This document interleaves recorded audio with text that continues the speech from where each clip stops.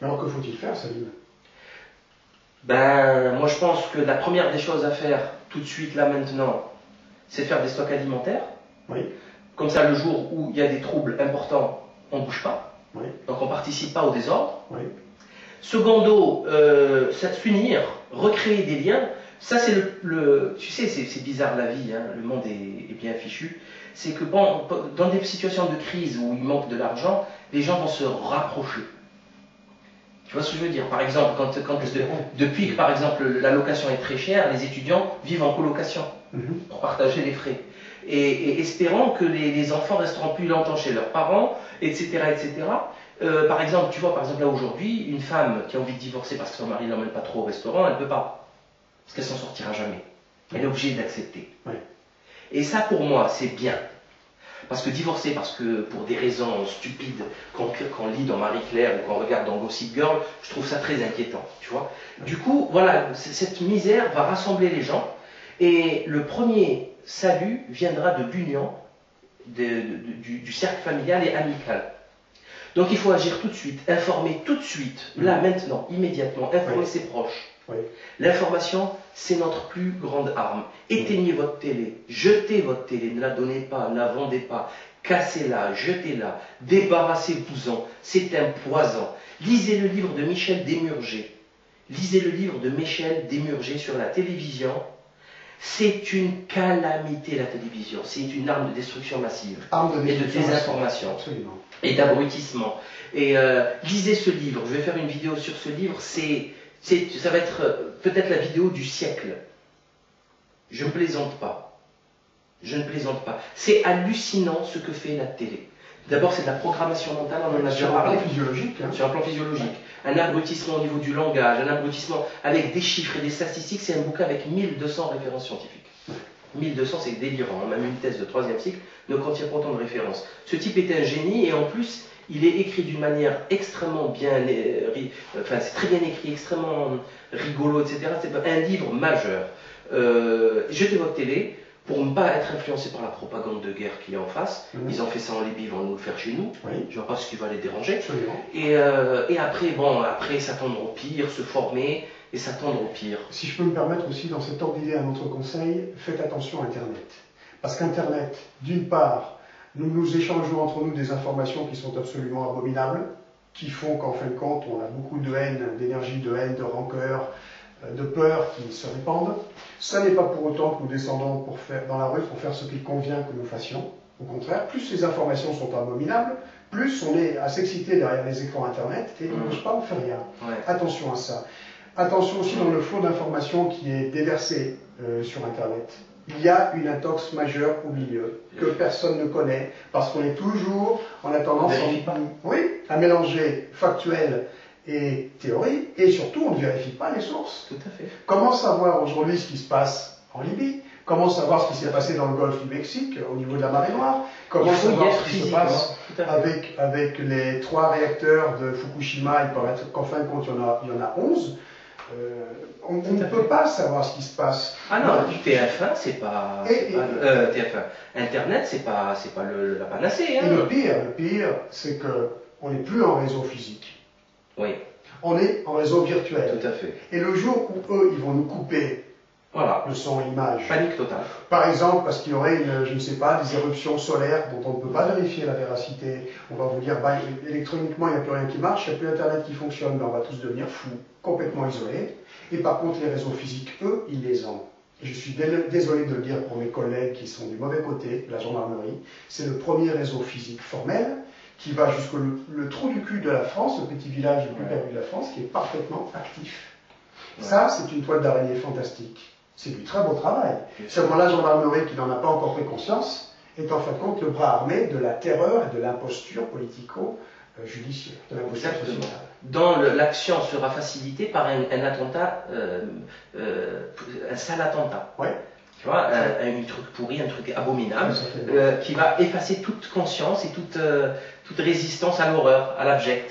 Tu vois. Et ça, c'est capital, hein, c'est primordial. De toute façon, Internet, c'est pas compliqué. Pour moi, Internet, c'est un outil d'information. J'informe avec, surtout, sinon j'y serais pas. Je m'informe aussi, beaucoup, mais très vite après, je suis sur le terrain. Très très vite. Hein. Très bien. Très très vite. Tractage, DVD, conférences, débats, enfin on organise plein de choses. J'en parle Je suis avec content que des tu sois étudiants. toujours vivant d'ailleurs. Moi aussi, ouais, Fais gaffe quand même. moi aussi. C'est pas vivant, mais ça va pas trop Libre. m'inquiéter. Libre, voilà, exactement. Ben écoute, moi je crois beaucoup au très haut. Je pense qu'une petite protection comme ça, petite protection quand même, on ne fait pas de mal, on essaie de faire du bien, donc... On a toi, tu as Allah de ton côté. Exactement. J'ai de mon côté les forces de l'univers. C'est peut-être la même chose. C'est exactement Mais la en tout même cas, chose. du moment qu'on se C'est bat, nous, on lui donne un nom, c'est tout. on met notre vie en jeu pour la vie, avec un grand V. Exactement. C'est fondamental, on a forcément de l'aide.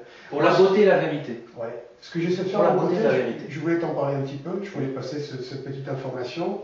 Bon, j'essaie d'intervenir un peu sur Internet aussi, mais je ne suis pas très à droite de ce côté-là. En ce moment, j'essaie d'aider des mamans à fuir la France, carrément, à fuir le terrorisme d'État. C'est pas très facile. J'ai pu déjà faire en sorte qu'il y en ait quelques-unes qui sont en sécurité dans quelques pays, pas toujours très à côté d'ici. J'ai un petit réseau, j'ai travaillé longtemps pour l'avoir, mais c'est toujours pareil. Je manque de bonne volonté pour m'aider, je manque de fonds. Alors j'en parle. Bien sûr, bien sûr, bien sûr. J'interviens aujourd'hui sur Internet, j'ai encore des opérations à faire pour la rentrée quand j'aurai fini à partir de mi-septembre, qui sont dangereuses, toujours dans ce cadre-là. Donc ce sera peut-être la dernière fois qu'on me verra sur le net. Parce qu'à chaque fois que je vais chercher une famille comme ça pour aller les mettre à l'abri, je risque gros. Et je voulais dire donc, ce qui est fondamental pour moi, c'est agir. C'est l'action. C'est pas nécessairement d'aller trancher la tête d'un criminel pédophile reconnu. Non, c'est d'aider son prochain. Bien sûr. C'est d'arrêter une situation de désordre et de toute façon, que ça soit clair, la loi est avec nous. Puisque oui, merci de le dire. Et oui, laisser ces situations, c'est une non-assistance à personne en danger. Exactement. Bon. C'est juste un jeu d'illusion. C'est un jeu d'illusion, totalement. Ils arrivent à nous faire croire. Un jeu d'illusion. Moi, par exemple, quand je vais chercher un gosse et sa maman pour aller les mettre en protection, je suis obligé d'aller très loin pour les faire protéger. Mais qu'est-ce que je fais? Je ne fais pas de l'enlèvement ou de la soustraction de mineurs. Je soustrais des victimes avec, premier lieu, un témoin mineur qui veut témoigner, qui ne peut pas, et qui a le terrorisme de l'État qui lui tombe dessus. Qu'il faut protéger. Ce que la loi ne fait pas, ce que les gendarmes et les policiers ne font pas parce qu'ils sont manipulés, parce que leur intégrité, ils ont mis un mouchoir dessus, je suis désolé de vous le dire. Parce qu'ils ont des plans de carrière et qu'ils ont des crédits insurmontables sur 40 ans. Ils ont leur idéal qui est détourné, ils bafouent leur honneur, ils acceptent de devoir bafouer leur honneur et leur intégrité, et au lieu de faire ce qu'ils ont à faire, eh bien, ils servent le terrorisme d'État. Et plus ils mettent le doigt dans cet engrenage, plus tout leur corps et leur âme y part. C'est comme ça. Et pour ces gens-là, d'ailleurs, pour mes frères gendarmes policiers, il y a un seul mode d'action, c'est de prendre un petit peu de recul et de comprendre que de leur situation, eh bien, il faut risquer sa propre peau, et la carrière, j'en parle même pas, pour aider des gens du peuple. Ils ont tué des gendarmes. Hein. Oui, et ben ça, c'est honorable de se faire tuer. Il vaut mieux se faire tuer. Ah, ben c'est de très loin. De mon point de vue. Ah, de très loin. Moi, la mort, j'y crois pas. Pour moi, la mort n'existe pas. La mort, c'est un changement d'état. Donc la mort, elle est la bienvenue. Welcome. Oui. Donc, ils n'ont aucun moyen de pression. L'argent, c'est pas eux qui décident de l'argent où il va. C'est Dieu qui fournit à ses serviteurs tout ce dont ils ont besoin. Argent, pouvoir, enfants. Donc, tout ceci n'a aucun intérêt. L'essentiel, je le dis, je le répète, c'est de vivre digne, debout, oui, au service de la beauté et de la vérité. Oui. C'est tout. Mais bon, tu fais quand même un peu peur à quelques-uns qui nous entendent et aux quelques gendarmes et policiers qui commencent à se gratter un peu la tête sur leur intégrité, sur le sens de l'honneur, sur le sens de la vie. On n'est pas obligé non plus de se faire tuer. Moi, ce que je propose, c'est qu'on s'organise intelligemment. Qu'on s'organise intelligemment bien sûr. contre le terrorisme d'État qu'on subit.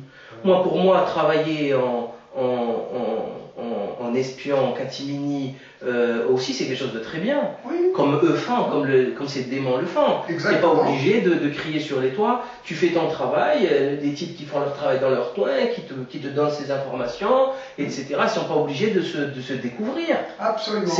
C'est actuellement le grand marché public des poubelles à Marseille, avec les Guérini qui vont tomber, et ben il a démarré par quoi? Par une lettre anonyme.